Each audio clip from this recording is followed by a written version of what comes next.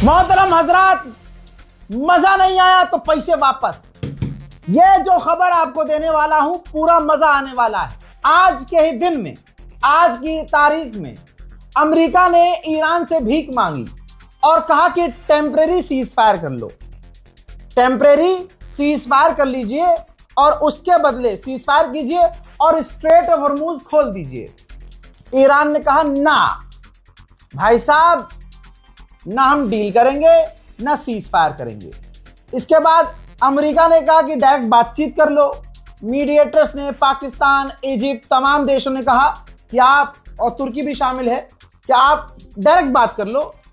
Iran ने कहा नहीं, हम डायरेक्ट भी बात नहीं करेंगे क्योंकि हमें अमेरिका पर भरोसा नहीं है। आथू।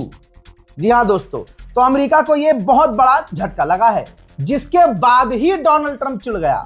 जी हाँ, जिसके बाद डोनाल्ड ट्रंप इतना चिढ़ गया कि उसने धमकी दे डाली कि हम पूरा ईरान उड़ा देंगे, गाली बकने लगा, अपनी औकात दिखाने लगा। तो दुनिया समझ गई कि ये अचानक से बौखलाया जो है, इसके पीछे कोई तो वजह होगी। वजह ये है कि ईरान ने किसी भी तरह से बातचीत करने से इनकार कर दिया, कोई भी डील करने से इनकार कर दिया। हजरत, सवाल ये है कि क्या आप भी चूरन की लिस्ट में आते हैं?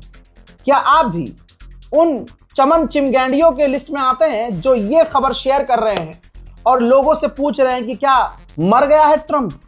हजरत, डोनाल्ड ट्रंप जिंदा है, सही सलामत है। गुलाबी सुअर, सुअर की खासियत ये होती है कि सुअर बीमार बहुत कम पड़ते हैं। ठीक, सुअर का जिस्म ऐसा होता है, बीमार बहुत कम पड़ता है। ठीक है, सुअर अक्सर जो है मारे जाते हैं। अगर आप भूचड़ खाने देखेंगे, यूरोप में चलता है, तो सुअर बीमारी से नहीं मरते हैं, उसको मारा जाता है। समझदार को इशारा काफी है। मेरे दोस्तों, आपसे गुजारिश है कि जब तक कोई वेरीफाइड चैनल, अब वेरीफाइड कैसे कहूं, लोग 300-400 रुपए में वेरिफिकेशन बैज ले लेते हैं, ब्लू टिक ले लेते हैं, फिर फेक न्यूज चलाते हैं, उनके व्यूज बढ़ते हैं, फॉलोवर बढ़ते हैं, उनको फर्क नहीं पड़ता कि वो आपसे क्या कह रहे हैं, लेकिन आप पर फर्क पड़ता है। लिहाजा नजर रखिए उन लोगों पर जो लोग सही खबर आपको देते हैं और उनकी बात पर भरोसा कीजिए।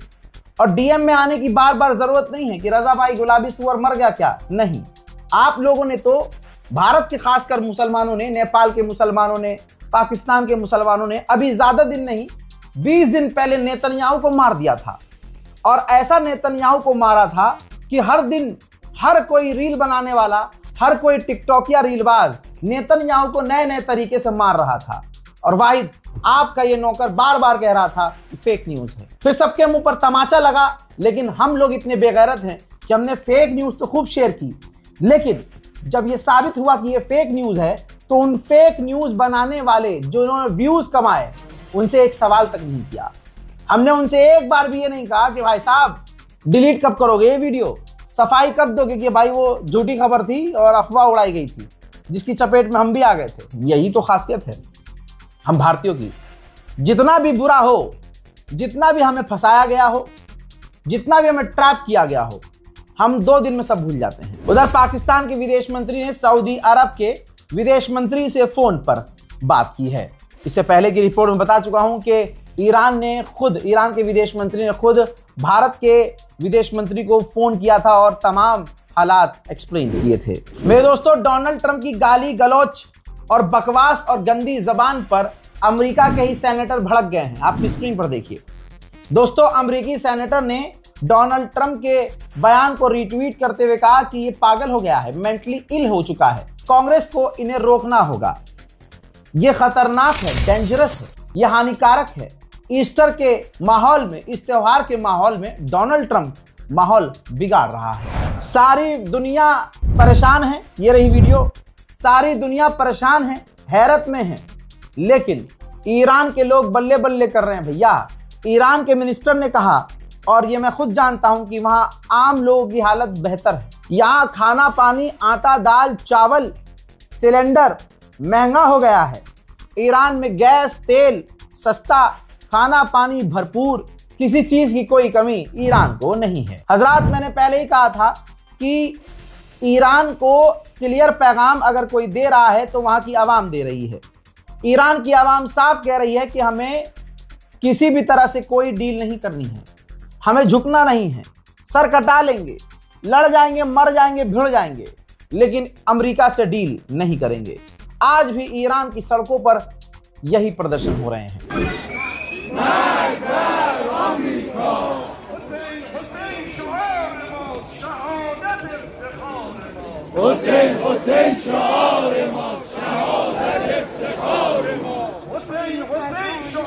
उधर इजराइल को लगता है कि ईरान नहीं झुकेगा, क्योंकि इजराइल से बेहतर ईरान कौन ही जानेगा, हैं?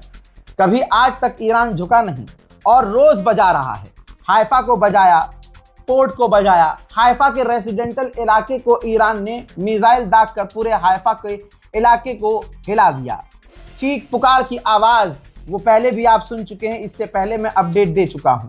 मोहतरम हजरात, इजराइल का मानना यह है कि ईरान डील नहीं करेगा और ईरान नहीं झुकेगा, लिहाजा इजराइल तैयारी कर रहा है ईरान के एनर्जी सेक्टर्स को उड़ाने की। मेरे दोस्तों, इजराइल के फाइटर जेट अभी तक ईरान पर बमबारी कर रहे थे, लेकिन अब इजराइल के जो फाइटर जेट उड़ाने वाले पायलट हैं, या ये कह लीजिए कि इजराइल की एयरफोर्स को अब डर पैदा हो गया है कि अब ईरान के आसमान हमारे लिए सेफ नहीं है। रिपोर्ट देख लीजिएगा, हवाई बातें नहीं कर रहा हूं। अमेरिका और यूरोप और इजराइल के अखबारों में ये बात छप चुकी है कि इजराइल के अंदर खौफ पैदा हो गया है कि ईरान के आसमान हमारे लिए सेफ नहीं है, क्योंकि ईरान तमाम फाइटर जेट को, यहां तक कि अमेरिका के फाइटर जेट को, हर तरह के फाइटर जेट को मार कर गिरा चुका है। दोस्तों, इसे कहते हैं ईरान। ईरान की फॉरेन मिनिस्ट्री के द्वारा धमकी दी गई है, और देखिए ये धमकी बहुत बड़ी है। ईरान की फॉरेन मिनिस्ट्री के द्वारा कहा गया है कि अमेरिका यानी डोनाल्ड ट्रंप जो धमकी दे रहा है, ये इंटरनेशनल लॉ का उल्लंघन है, ये वॉर क्राइम है। और अगर अमेरिका ने हम पर हमला किया, हमारी एनर्जी साइट्स को उड़ाया, तो अमेरिका की लिंक जितनी भी कंपनियां और जितनी भी इंफ्रास्ट्रक्चर हैं, चाहे वो गल्फ में कहीं भी हो, चाहे कंपनियों के बीच में अमेरिका की वो कंपनी हो, हम निशाना बनाएंगे। ईरान को क्या, दुनिया की तमाम बड़ी ताकत, भाई साहब, एक देश का प्रधानमंत्री है, डोनाल्ड ट्रंप उसे फोन कर देता है तो अगले को डायपर पहनना पड़ता है। डायपर कहाँ है, डायपर, है ना। और बहुत सारे देश हैं, डोनाल्ड ट्रंप सीधा टैरिफ लगाकर उनको मुतवा देता है। लेकिन बाहर ईरान, ऐसे हालात में जहां ईरान बुरी मुसीबत में है और ईरान को घेरा हुआ है, अमेरिका, इजराइल हमला कर रहे हैं और गल्फ देशों की जमीन से भी हमले हो रहे हैं, यानी चारों तरफ से ईरान पर हमले हो रहे हैं। ईरान की आवाम शहादत पर शहादत दे रही है। ऐसे में ईरान की गवर्नमेंट ने फिर से कहा है कि अपनी पूरी ताकत से हम अपने मुल्क को बचाएंगे और दुश्मन के आगे घुटने नहीं टेकेंगे। मेरे दोस्तों, एक ईरानी को अमेरिका के हेलीकॉप्टर की जॉयस्टिक मिली है, ठीक है। वो जॉयस्टिक किस लिए इस्तेमाल होती है आपको पता है, गेम में आप खेलते ही होंगे। और वो मजे लेता हुआ कह रहा है कि ये तो मेरा है, अब ये जॉयस्टिक मेरा है। देखिए, دست خلب هونش دستم این بله خلب هونم فکر نیست دست خلب هونش دستم। थाईलैंड के अंदर जो ईरान की एम्बेसी है अच्छा, ईरान की एम्बेसियां जो पूरे दुनिया भर में खेल रही हैं, बहुत बड़ी। आप कहते हो रजा भाई, आपकी कुछ बातें जो हैं महिलाओं के साथ नहीं देख सकते हैं, नहीं सुन सकते, क्या हो गया आपको भाई। ये देखो, थाईलैंड में जो ईरान की एम्बेसी है, उसने कहा है कि अमेरिका के जो फौजी घुसे थे हमारे यहाँ, वो अपने साथ जो है लोशन वो लोशन लेके आए थे।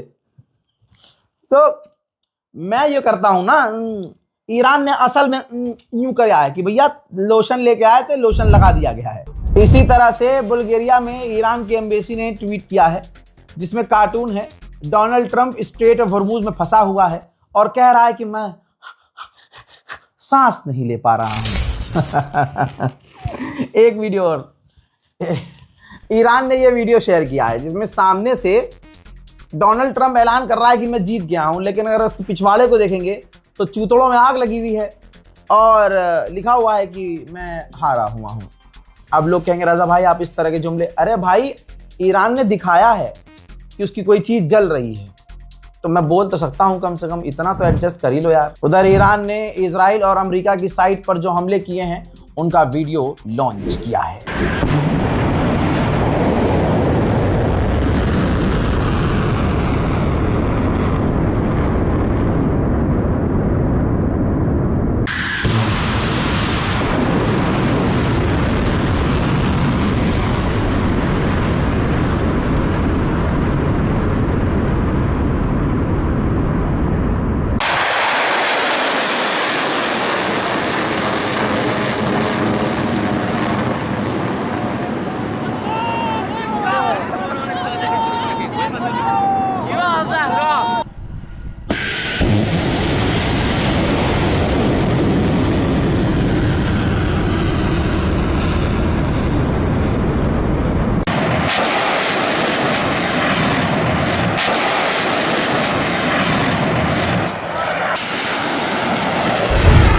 जहां अमेरिका और इजराइल के ईसाई अपना त्यौहार नहीं मना पा रहे हैं ईस्टर, वहीं ईरान के अंदर जो ईरान के रहने वाले ईसाई हैं बड़े धूमधाम और बड़े प्यार और मोहब्बत और शांति से अपने गिरजा घरों के अंदर ईस्टर का त्यौहार मना रहे हैं।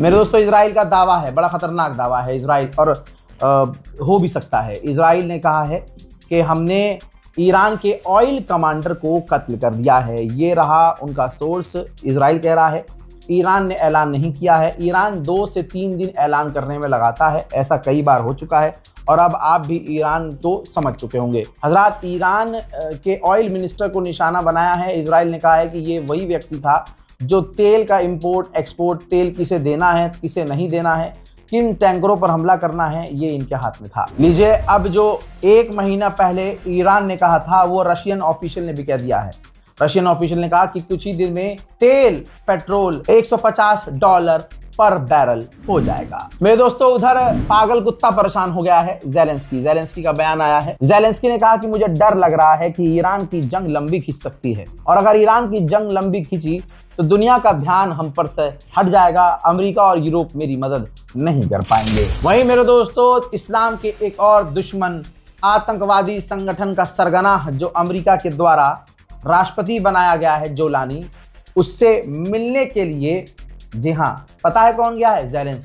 ज़ेलेंस्की ने जोलानी से मुलाकात की है। जोलानी ने ज़ेलेंस्की का समर्थन किया है। जो अमेरिका के साथी मुसलमान नाम के मिलेंगे, चाहे वो कारी कुरान क्यों ना हो, आप उनकी जबान पर अगर ध्यान देंगे और अगर वो अपनी असली जबान बोलेंगे तो आपको एहसास होगा कि ये साले यहूदियों से भी गए गुजरे हैं। मेरे दोस्तों, हमारे भारत में हैदराबाद में ईरान की एम्बेसी काउंसलेट ने एक बहुत जबरदस्त पोस्ट की है। ये देखिए, ये जो महिला नीचे नजर आ रही है ये एप्स्टीन की विक्टिम है और इनकी आवाज दबाई गई, इनको कत्ल कर दिया गया, ये मर गई और इनके ऊपर हुए जुल्म और तशद्दुद की आवाज को दबा दिया गया। तो आप यकीन करेंगे बदला कौन ले रहा है? तमाम मजलूमीन का बदला सिर्फ हैदर का लाल ले रहा है, जिसका नाम ईरान है। ईरान ने मिसाइल के ऊपर लिखा, in revenge for Virginia whose voice was silenced by Epstein network. दोस्तों, आप सोचिए, आपको अगर वो वाकया याद है करबला का, कि जब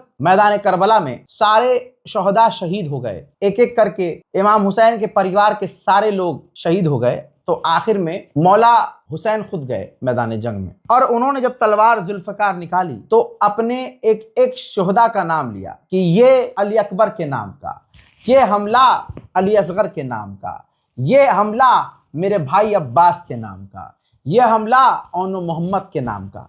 आप देखिए, ईरान हर मजलूम का बदला ले रहा है।